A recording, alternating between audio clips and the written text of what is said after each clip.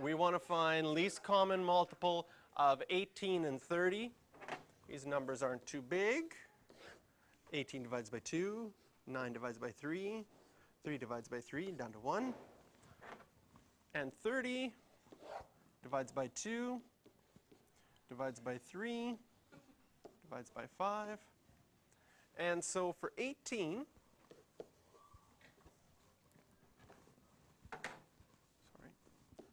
18, we have 2 times 3 times 3. And for 30, we have 2 times 3 times 5. Now, the last sentence of the instructions here, when you wrote it down, I hope you were thinking while you wrote it down and say, that's a hard sentence to understand because there's a lot of mathematical language in there. So if I'm looking at method 2 and I read that last sentence, multiply the product of the greatest power of each prime factor, that's a heavy statement. So now think about that statement, and as I show you what it means, see if it makes sense. Okay? When we look at 18 and 30 in the prime factorization here, when we look at our first prime factor, which is 2, which one has more 2's? They have the same amount, right? They both have 1. So when we're finding our lowest common multiple, we're going to need 1, 2. Because the highest power, the greatest power is, this one is 2 to the 1. This one is 2 to the 1. When we look at our next prime factor, which is 3, which one has more 3's? The 18. I could write that 3 times 3 as 3 squared. So for our lowest common multiple, we'll need 3 squared. And then the next one is 5, and 30 has 1, 5, so we'll need 1, 5. And if we multiply this together, 5 times 2 is 10, times 9 is 90. Basically, you're using the most of every number that appears. But you don't count both 2's and put 2 of them down. You just need the highest power in each one. Now, method 1, the way that you would probably naturally do this question, is you write out 18 and you write out 30. And 18's smaller, right?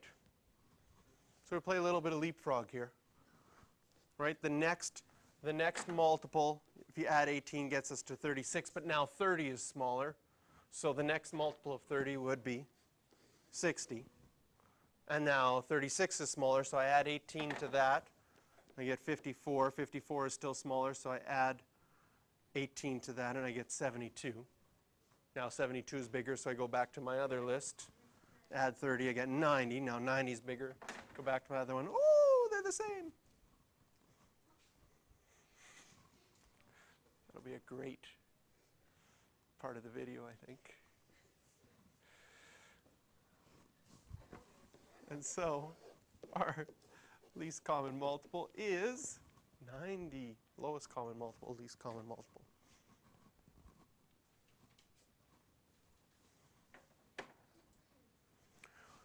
The definitions are kind of, or the words themselves kind of confuse you, because greatest common factor is always a smaller number than the numbers you have, and least common multiple is always bigger than the numbers you start with.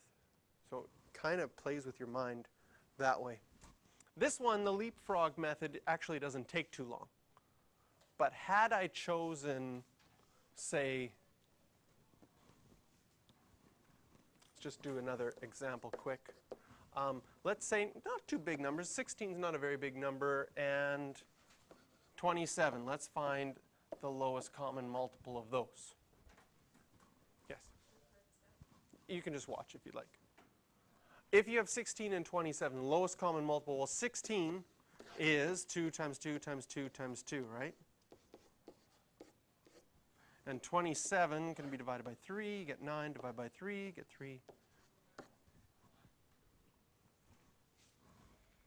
So now 16 is 2 to the power 4, and 27 is 3 cubed, so our lowest common multiple, well, for 2's we'll need all 4 of those, because that's the most, and we'll also need all 3 3's, and if we multiply this out, 432. It's a big number. If you can think about the leapfrog method, this one would actually take quite a bit of time.